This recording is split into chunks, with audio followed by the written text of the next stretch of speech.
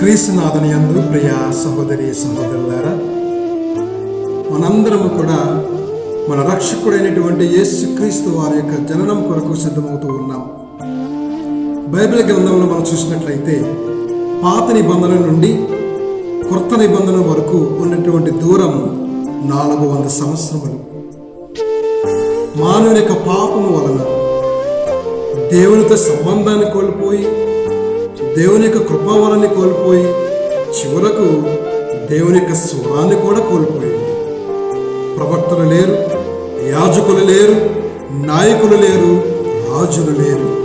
అటువంటి సమయంలో పరిశుద్ధ దేవదూత గాబ్రియేలు వారు వచ్చి కన్య మరియమ్మ తల్లికి చెప్తూ ఉన్నారు, ఇదిగో కన్య గర్భము ధరించి కుమారుని కనెను, ఆయనకి ఇమ్మానుయేలు పేరు పెట్టెను.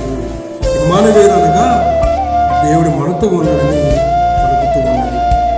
దేవునికి స్వరం మరల భూమండలానికి వచ్చింది.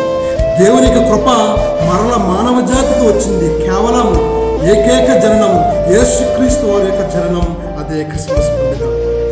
ఈరోజు నీ జీవితంలో దేవునికి నీకు దూరం ఉన్నట్లయితే, నీ భర్తకు నీ భార్యకు దూరం ఉన్నట్లయితే, నీ బిడ్డలకు దూరం ఉన్నట్లయితే, దూరాన్ని తొలగించి క్రీస్తులో ఉన్నటువంటి ఆ సమాధానాన్ని, శాంతిని, ప్రేమను పొందడానికి ఒక మంచి క్రిస్మస్ పండుగకు చిన్నారి బాలయేసు మన హృదయంలో జన్మించడానికి సిద్ధమవుదాం.